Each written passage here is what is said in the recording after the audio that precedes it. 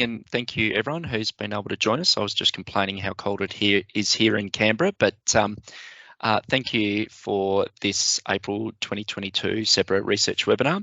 My name is Richard Keane. I lead the Analytics and Innovation branch in the Biosecurity Strategy and Reform Division here in DOR. Before we begin today, I'd like to acknowledge the traditional owners on the many lands on which we meet. I acknowledge the traditional custodians of the land we're meeting on, and for me in Canberra, this is the Ngunnawal people. I acknowledge and respect their continuing culture and the contribution they make to the life of this city and of this region. I extend that recognition to the traditional custodians of all other lands on which our people and participants here today are gathered, and to all Aboriginal and Torres Strait Islander peoples attending today's event. Before we start, just a bit of admin. Can I ask everyone to make sure that your microphones are on mute if you can and your cameras off? Also drawing to your attention that the webinar is being recorded for those who could not be here today. At the end of this presentation by Nathaniel, there'll be an opportunity for questions. You can either do that by using the hand up function or writing your questions in the side chat there, and we will get onto that when we have the panel. For those not familiar with the Centre of Excellence for Biosecurity Risk Analysis, or CEBRA, it's a long-standing biosecurity research initiative of the Australian Government, and it has been an integral part of the Department's response to managing biosecurity risks since circa 2006. Today's exciting webinar will feature work undertaken by the CEBRA to develop a method to assist or automate the assessment of footage from in-water inspections for biofouling, with the intent that this could be used with data from underwater ROVs or drones to allow in-water inspections to be conducted more easily. To explain more on this topic, it is my pleasure today to introduce our presenter, Nathaniel Bloomfield, who is a research fellow with CEBRA. For those who don't know, Nathaniel holds a Bachelor of Philosophy from ANU, majoring in theoretical chemistry. He has over 2.5 years experience working in the plant health monitoring team and completed the graduate program at the Australian Bureau of Agriculture and Resource Economics and Science, or otherwise known as ABARES. The department's research lead for this is Bart Woodham, who's a Senior Policy Officer in the Marine Biosecurity Unit in our Animal Division. He'll join us later on from Darwin for the Q&A session after the presentation. Without further ado, I'm now going to hand over to Nathaniel to get us underway. Go for it, mate. Thanks for that intro. I'll also say that I'm currently a PhD student at the Melbourne Centre for Data Science at the University of Melbourne. So it's been really great furthering my career through that avenue. So today I want to start by talking about the challenge of scale in biosecurity. So as time goes on, Australia's population is going to grow, our economy is going to grow, and with that comes the expectation that there's going to be more passengers travelling to Australia. There's going to be more cargo consignments being imported, and there's going to be more ships coming to our shores. And a real symptom of this are these massive container ships that are being built these days. So this here is the Evergreen. It's one of the largest container vessels ever built, and it was so big, you might remember a year or two ago, it managed to block the entire Panama Canal. And with this increase in the economy and all the volumes of things coming into Australia, this is a really big challenge for biosecurity regulators, and I'll just illustrate that with an example. So let's just make up some numbers and go with it. So suppose we're managing the sea container pathway, and our policy is that we want only 0.1 of shipping containers to carry a biosecurity risk. That could be dirt on the outside of containers, or something inside the container could cause a biosecurity issue.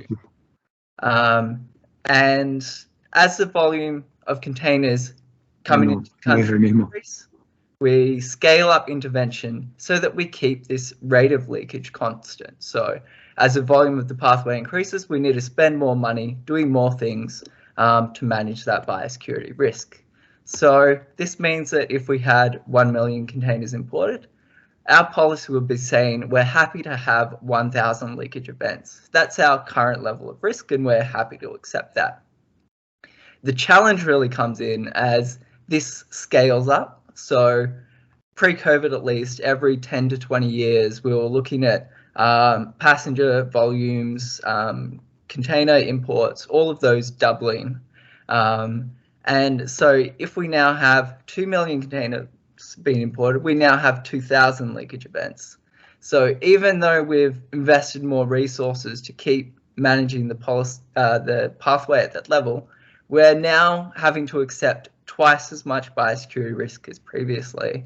And this phenomenon was really well hit on the head by the risk return and resource allocation model and the team around that talked about this back in 2017. I think it was looking to double risk by 2025.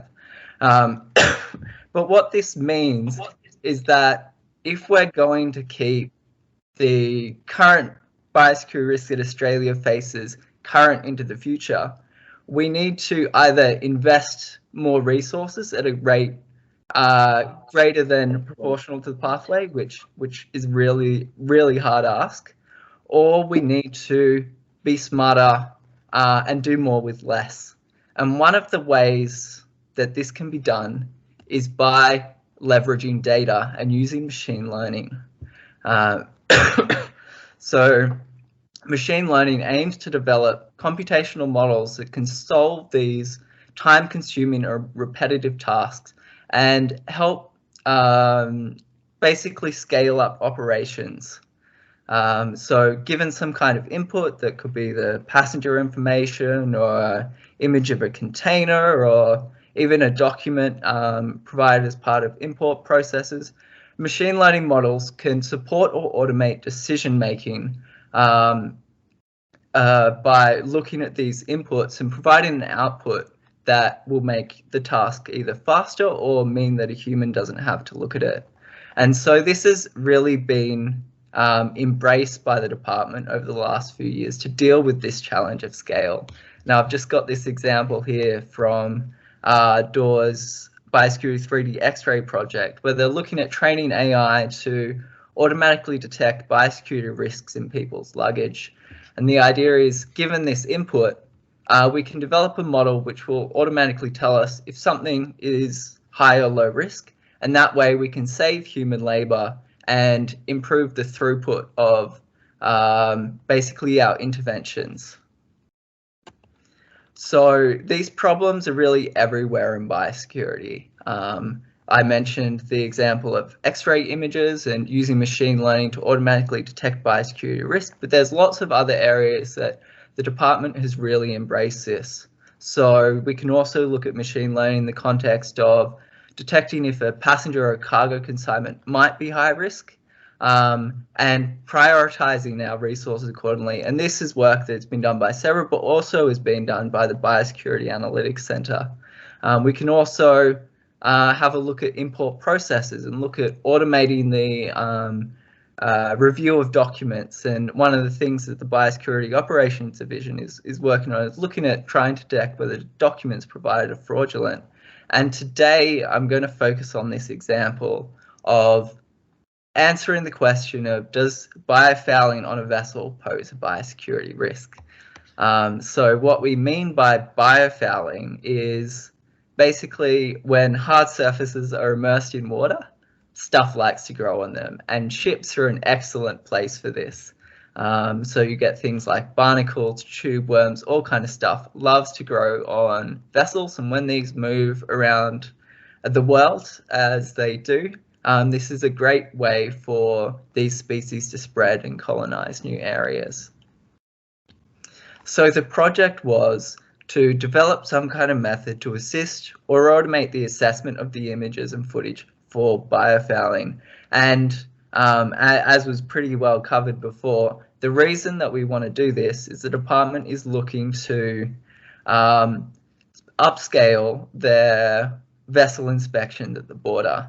But as you can imagine, doing inspections in this environment of a vessel hull is really, really challenging. And to address this, one of the things the department recently done is they've purchased a underwater remotely operated vehicle, this is a photo from one of the trials.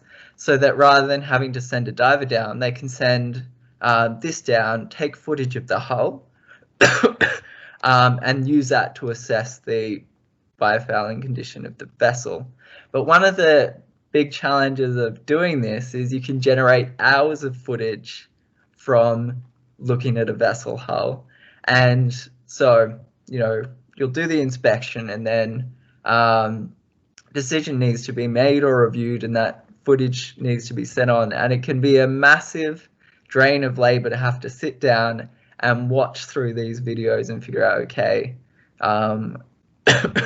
what's the biofouling risk of this vessel? So I'm going to talk today a bit about the process of building a machine learning model. And I want to start with this first question here. It seems like a very simple question, but it can be quite challenging in practice. That is to look at what is the decision that we can actually get the computer to make. At the end of the day, biosecurity regulators are going to care about the overall state of the vessel hull. So how severe is fouling? Are there particular areas that are badly fouled, or even are there particular species of concern if that's the way they want to manage biofouling risk? But at a high level, these questions are quite challenging. So we've got, was there enough footage of the vessel to say, okay, we can reliably make a determination of this is probably representative of what the hull looks like? Do we have enough evidence from all the different areas? So niche areas can be particularly badly fouled, such as sea chests, which are big gratings which look like this. And then if we're going to talk about species of concern, that's a whole nother kettle of fish, because in the marine pest space, the taxonomy can be really cryptic, and a lot of the time, species that are invasive haven't really been seen to be invasive before. So not only do we have the challenge of being a really hard to identify species, that might not be even feasible. So a much simpler question that we can ask, which is much more amenable to machine learning, is to ask, given an image, how bad is the fouling present? So we're not asking about the survey processes or anything like that. We're just looking at an image and we're saying, okay, how bad is it?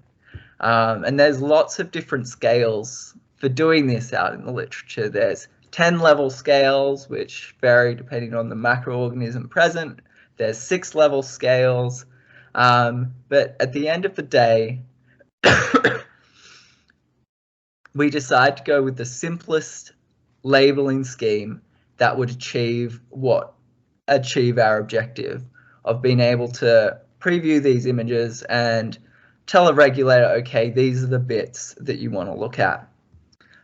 So we went with this 3-level scale, which is really simple. We've got this level 0 here, which is either a CIAM layer, so no macro fouling, or absolutely no fouling present.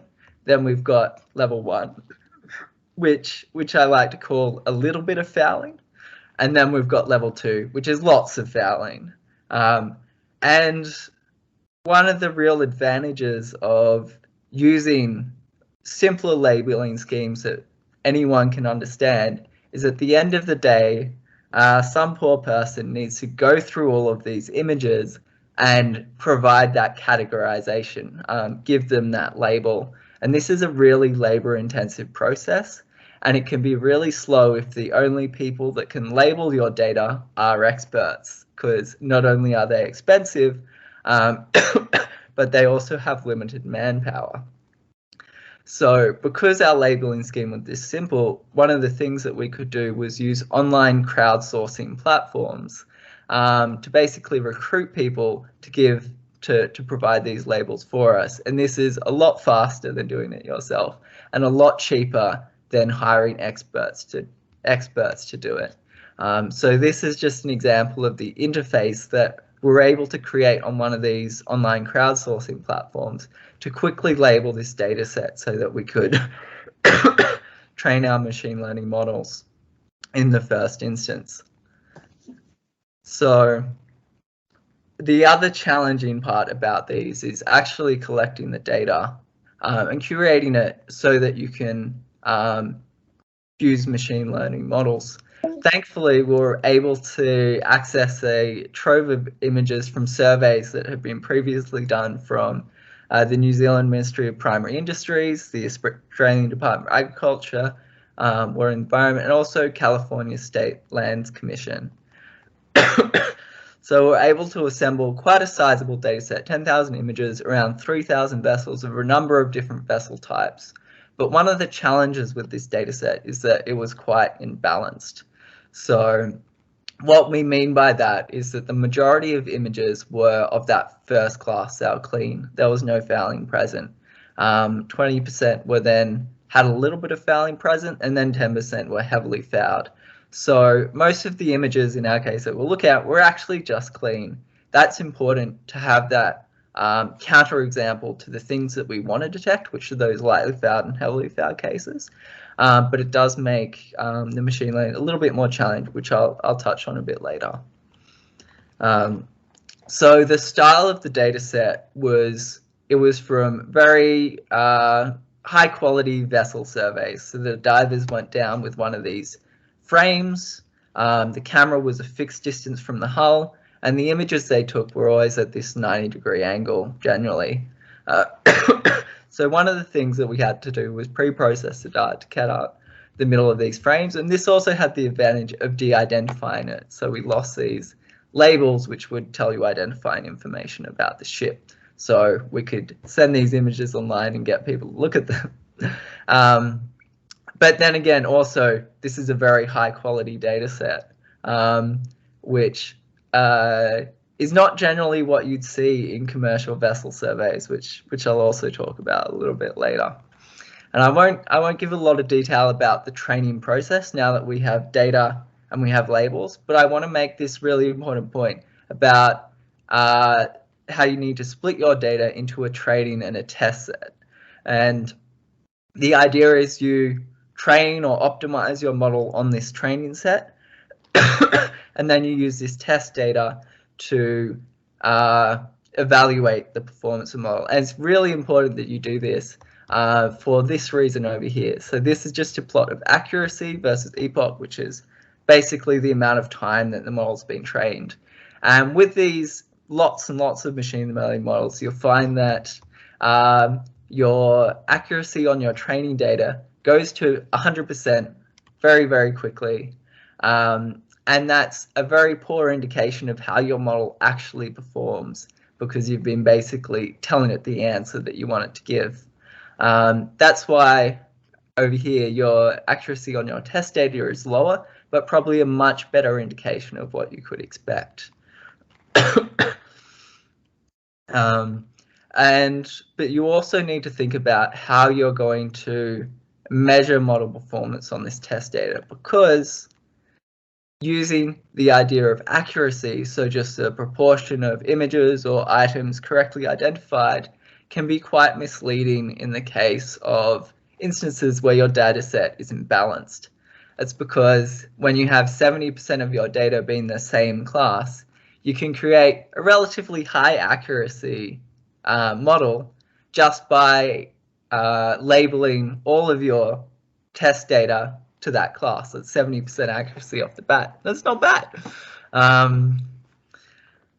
So it's really important to talk about the ideas of recall or sensitivity and precision in these cases, because these can help you tease apart how well your model is actually performing for the task that you want to achieve. So you might have heard of these terms before, but recall is essentially of the biosecurity risk present in your validation data, how much do you capture? Do we have any leakage of things that could have been a biosecurity risk, but we missed, our model missed? And then precision, which is, all right, of all the things that we think are high risk, how many of those are actually high risk? The challenge, I guess, with these two things is model output is generally a raw number, and to then make a decision based on it, we need to threshold it. And so recall and precision require us making these thresholds. which is kind of a chicken and egg situation. You select a threshold, you'll get a different recall on precision. Select a higher threshold, you'll get a different one. So what we do is we make these precision recall curves. So the idea is you use a bunch of different thresholds and you plot the precision versus recall that you get for each one. And you can see that these two ideas trade off against each other. If you want a model that's always right, that whatever items it select will definitely be a biosecurity risk, that'll be a high precision model. The challenge with that is then you do that at the expense of sensitivity or recall, at the expense of missing items. However, if you want a higher recall model, you're going to have low precision. You're going to capture lower risk samples that your model thinks just might be higher risk. And depending on the policy problem or the problem that you want to solve, you want different kinds of classifiers for your model. So if you have lots of resources to intervene and the cost of just missing one biosecurity risk is really high, then you want a high recall model.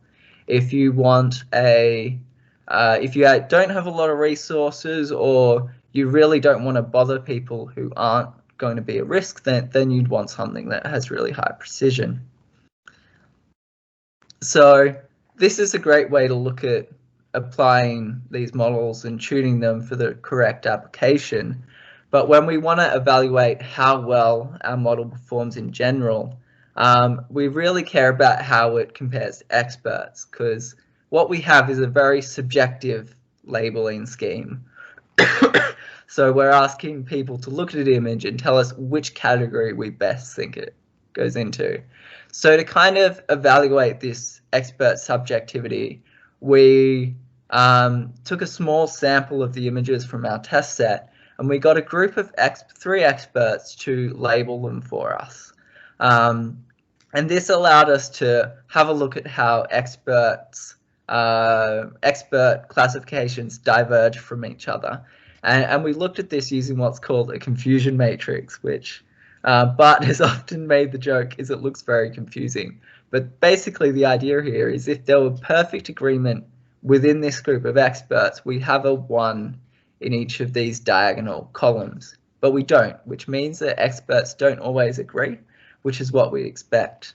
But we can see that expert agreement is really high in these obvious classes. So if it's clean, the experts agree 86% of the time.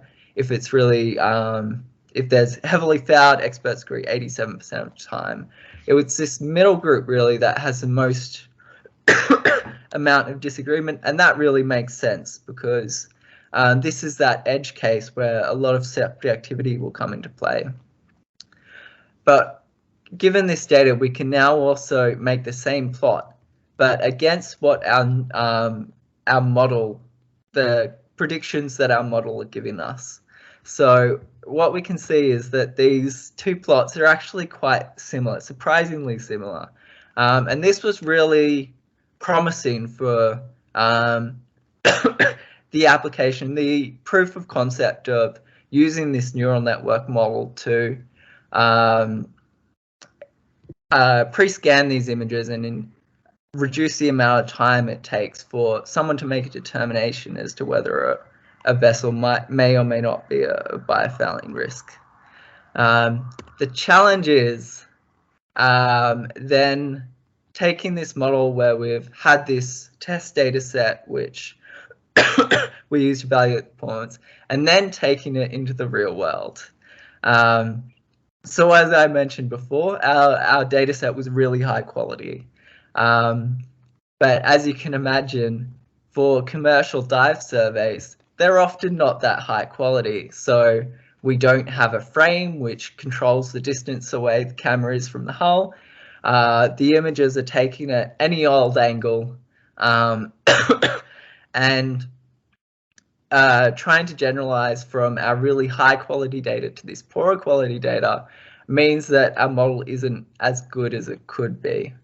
So here are just 3 examples that I pulled out from some commercial dive surveys. And as you can see, these all have clearly some fouling present. We've got some barnacles. Got some barnacles there too. But our model wasn't so good at detecting the fouling in these instances. So these two it thought were clean, but this one it could detect, which is probably the most obvious of the three. But this means that we've still got a way to go, and we're currently within a multi-year CEBRA project looking at further developing and operationalizing this work.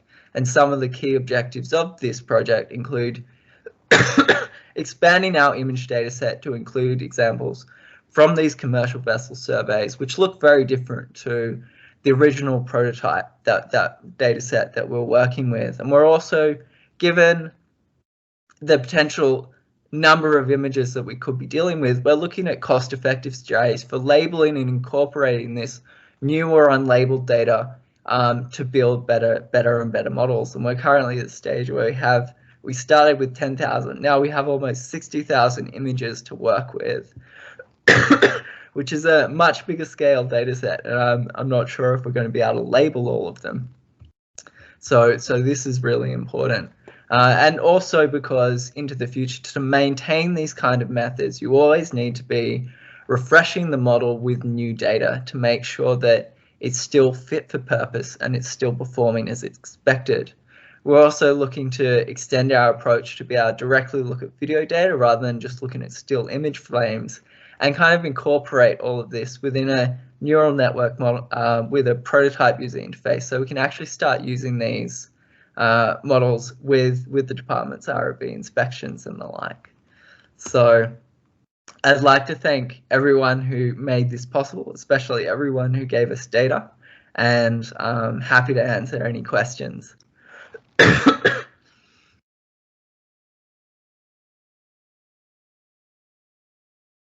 Thanks very much, Nathaniel, for that. That was really good. I'm a bit of a data science aficionado as well, and I always do laugh when confusion matrix get presented and people try and make sense of it, especially when you're looking at complex data sets. But that was really, really good. I'm just looking, I'm operating on my laptop at the moment, but we're going to have a few questions coming through, but I can see someone's already got their hand up. So I might hand to Rupert in the first instance. Thank you. Good morning, Nathaniel. Good to see you again. I'm sorry to hear that Andrew's been sending you down the coal mines where you catch a nasty cough. Yeah, it was wedding actually. Classic super spreader. What do you think is it that the model is seeing? Do you think that it's because an image comprises a number of features, you could say, one is color and another is texture. So do you think that by biofouling exploiting these different facets of an image, you might be able to tune your model a little bit better? What do you think? So yeah, this is a really great question, Rupert, and really something that can be quite challenging for machine learning, because they are really black box models. You send it the image and it spits out a result, but while there are methods to try and look at what it's actually seeing, these aren't always particularly illuminating. And you can look at the middle layers and see how the image transforms as it goes through, but it's really hard to pinpoint exactly what the model is seeing. But I guess, and one of the challenges is that you might not actually be seeing biofouling. It might just be picking up various other clues within the image that help it make the right predictions. So that's why it's really important to have a diverse data set and one which is similar to what you're going to be looking at. Though, as in terms of just tuning the images themselves in terms of color and such, the way that these, especially neural network models first, is they basically learn that process. they learn how to extract these features automatically, and at the very end you can kind of see it as doing linear regression on this reduced feature set that incorporates the most important things of the image. I don't know if that was helpful, Rupert, but I'm just interested how it interprets what it sees. Now, because that last set of images, there's a sacrificial anode, and does we know what that is, but I guess that the image could be trained to think of, well, they're sometimes rectangular and sometimes they're circular, as being anodes, maybe based on color. But I was just wondering whether you could sort of feed the images through an image analysis system first to try and extract the sort of textural and color information, and then feed those into your model. Yep. So just on that point of the sacrificial anodes, what's really important is that in your data set, not all of your sacrificial anodes are badly fouled. Because if they are, then whenever the model sees a sacrificial anode, it could be like, oh, well, that's fouling, because that's basically what you've told the model. And when I started applying these networks and looking at how the prediction differed depending on the niche area I was looking at, sacrificial anodes always popped up as really badly fouled, probably for that reason. But like you could try that, it might help. But one of the probably why neural networks are so powerful in looking at these images is they basically learn to do exactly that. So rather than in the even 10, 15 years ago, the way people would do this is they'd handcraft features, sometimes successfully, sometimes not, but it's a lot more powerful to be able to fit these models to do it in this automated fashion and decide what are the best features to pull out themselves. Right. Okay. It's very interesting. Some other questions are fermenting in my mind, so I'll just relinquish the floor to somebody else. It's good to hear from you again.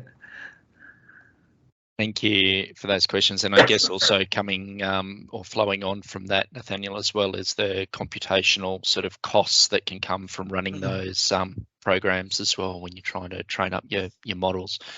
I just note also that we've had Bart Woodham, who I had mentioned earlier is our marine and aquatic biosecurity area. He's up in sunny Darwin, not here in cold Canberra. So thank you, Bart, for joining us. Just had another question here. I can see it's just come through from Daniela, so I'll just read it out and hand it over to you guys. Basically asked, were the results consistent for all biofouling types? That's a really good question, and also a very challenging one to answer, because one of the things about to do these is you need to go through and label these images, and I certainly don't have the time to go through 10,000 images, look at it, and say what's in there. And so to do that, we need to ask people to tell us what biofouling type, and that's a much harder problem to ask someone than to ask, okay, how bad is the gunk in this photo, I guess. But we do have some data sets where we could probably look into that a little bit further, and that's a really good point. So I don't know,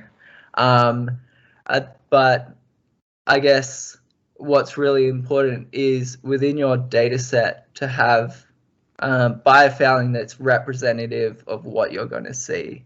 And I guess one of the other challenges with the data set that we had is it was done on a voluntary basis. So that's probably why a lot of the images we had were clean. And so the biofouling within that data set might not be representative of what you'd see in commercial surveys as well. So yeah, real good point. Very good point. And just before I read out the other one, just because we've got Bart here as well, Bart, just keen to get any ideas or further information on how some of the outputs of this excellent work are being operationalised to help biosecurity outcomes.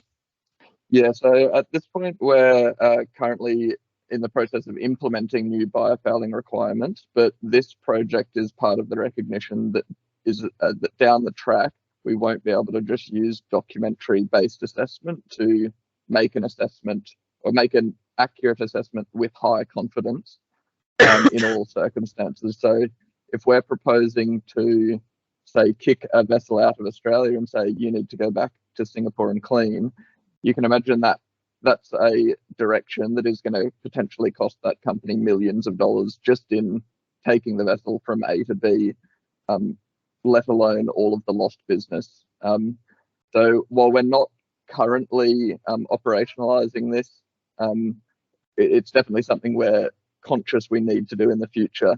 And as Nathaniel mentioned, we've purchased an ROV, and we'll be carrying out a bit of a pilot project later this calendar year to determine whether our biosecurity officers at the border can successfully operate that to ground truth the level of fouling on a ship.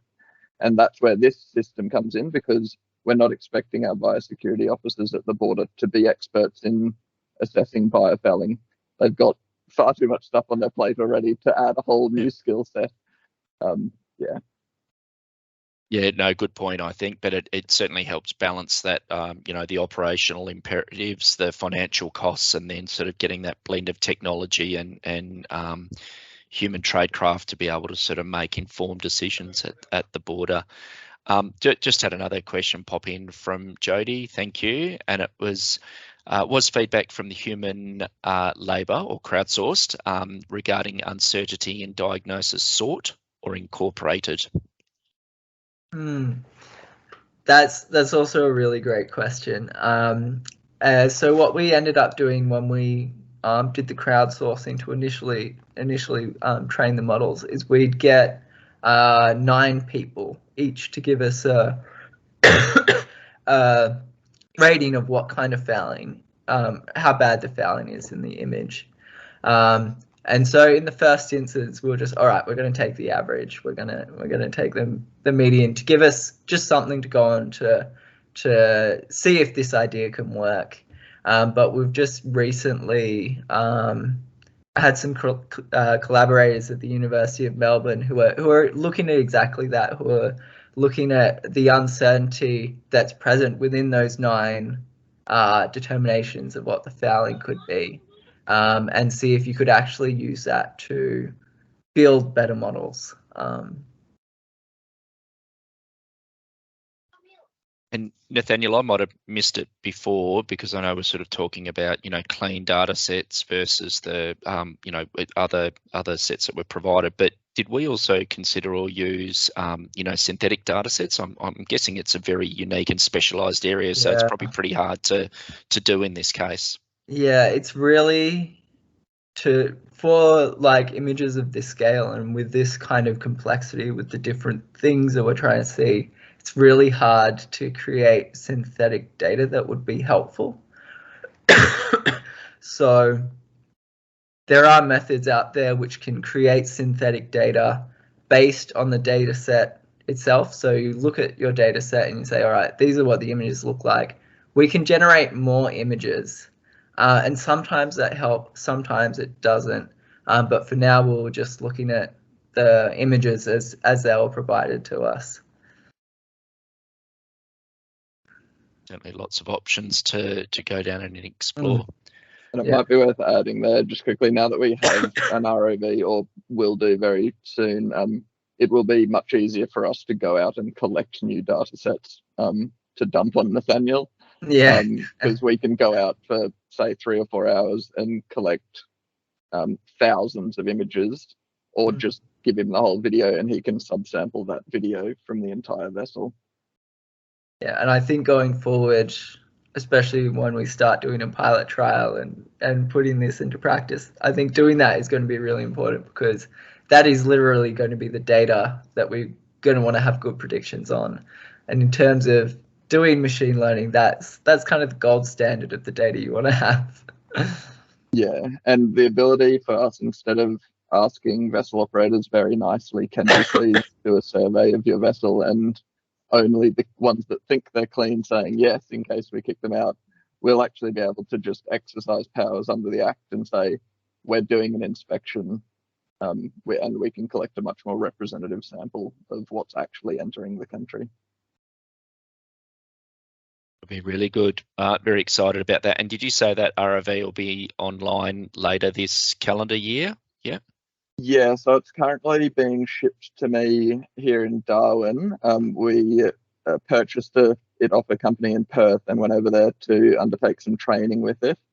Unfortunately, the batteries that it comes with are pretty massive LiPo batteries, so you have to ship them by road, which makes life a bit difficult. But we're hoping in future what we can do is ship the rest of the ROV just as cargo with someone that can operate it on a plane, and we'll ground freight the batteries a couple of days ahead of schedule so that they're where we need to operate.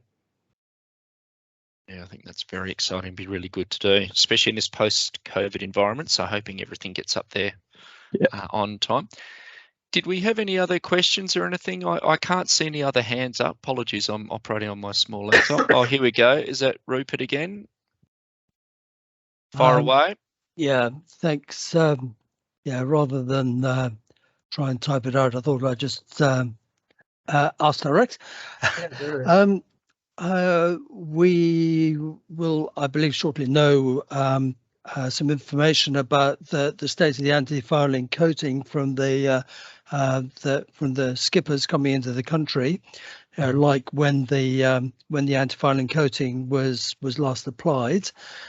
So we should be able to estimate the condition of the hull from that. I'm wondering whether that could be a useful input into the model. It'll give you sort of a bit of a head start, and that you know you're going to be looking for, well, you think you're going to be looking for clean hull. So I guess there are two sides to that. So one is would that help, and the other is that it could perhaps lead to complacency. They say that they've got a clean, got a fresh anti-fouling coating, but then when you go and have a look, maybe it was the wrong type or badly applied, and is covered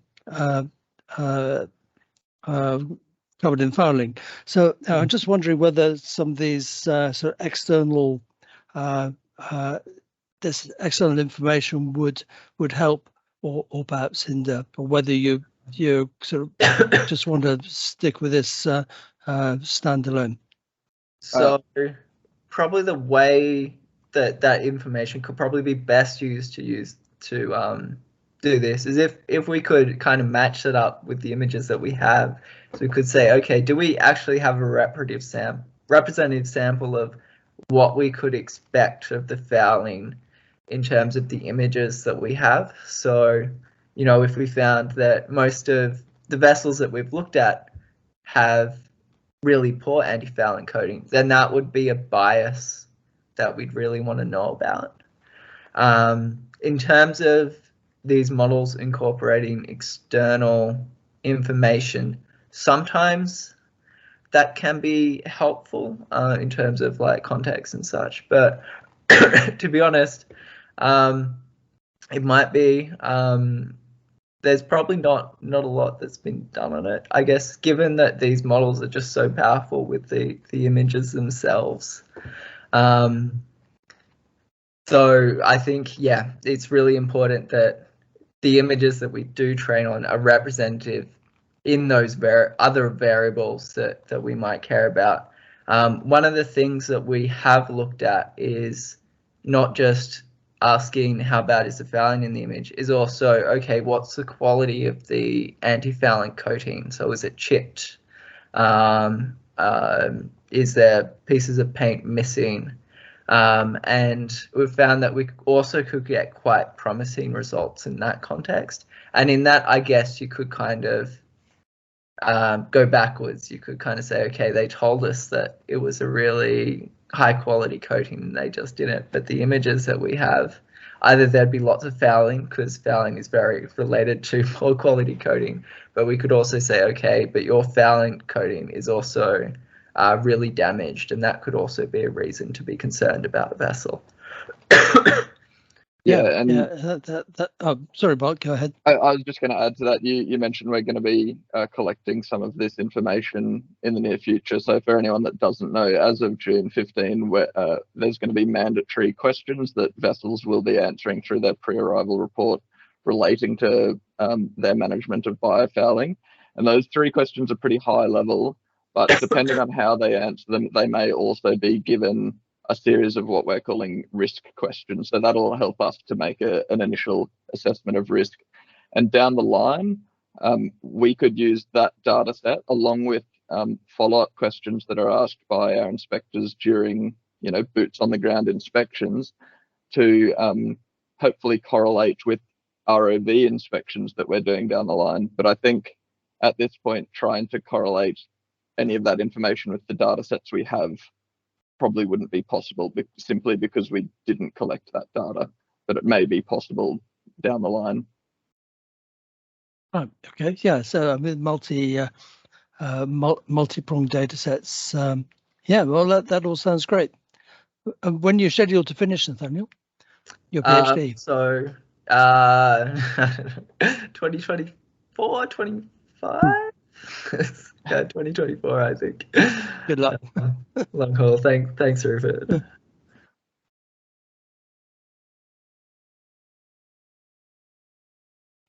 See if we've got any other. Was there a question about the training process and the computational cost of these models?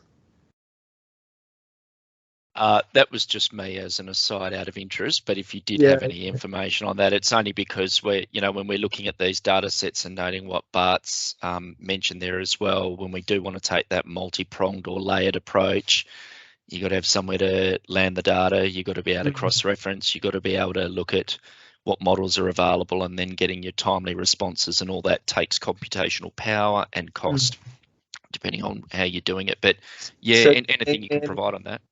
Training or deployment? So building the models in the first place, or okay, we've built the models, now we want to actually start using them. How bad is it? I'd say probably just in the training would be of interest at the moment. Yeah. Yeah. Okay. So I'll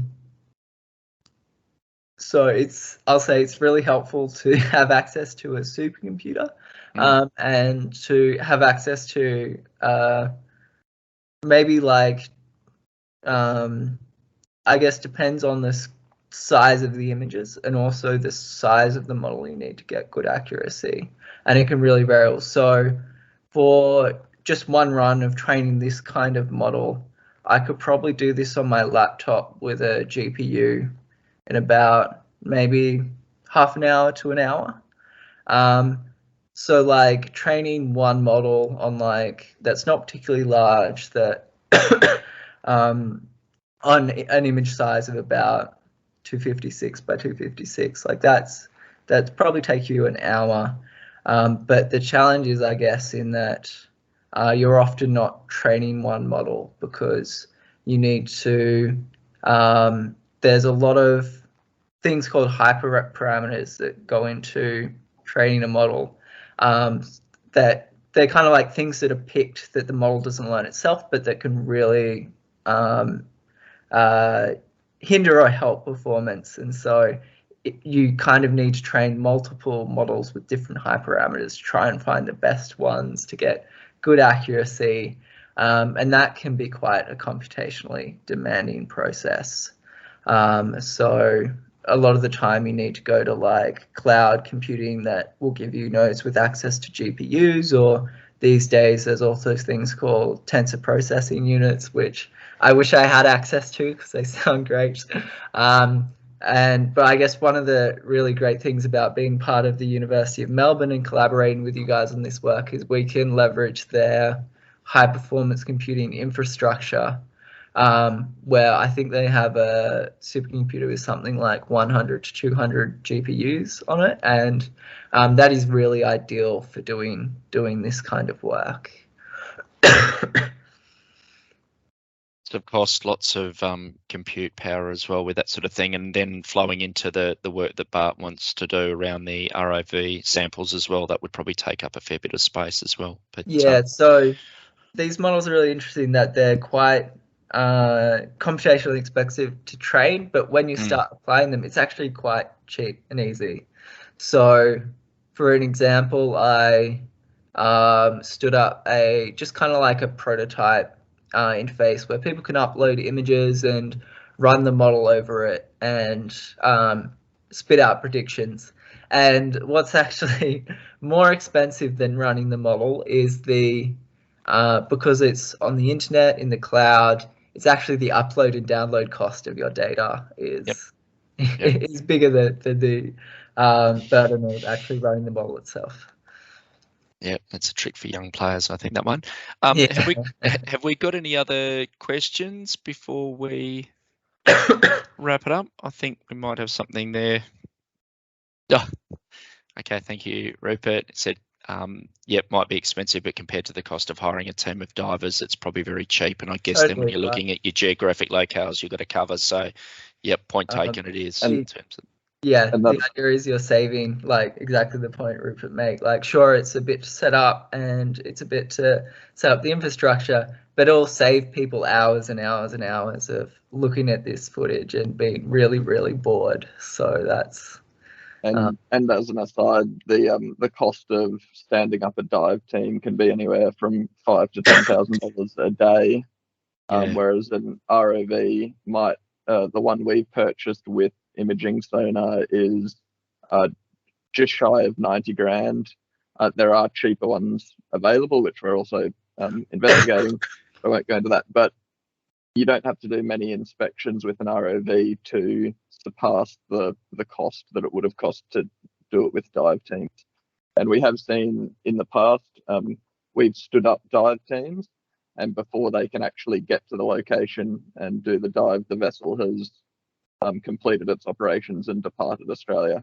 And so that still costs us the money to stand up the team, but we don't even get an inspection completed.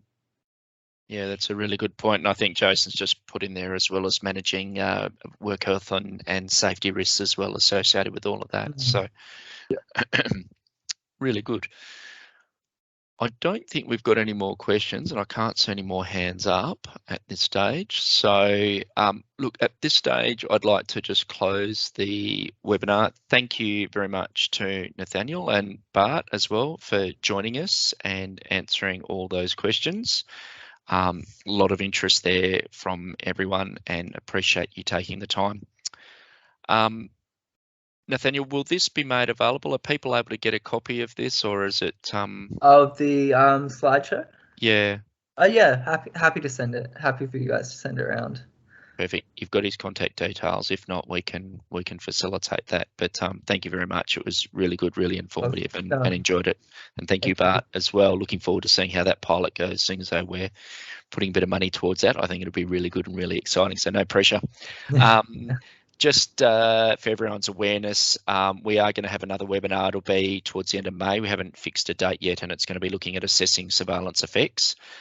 Just before we close, I want to thank, Jess May and Jason and the team for all their hard work on all of these webinars and making it happen.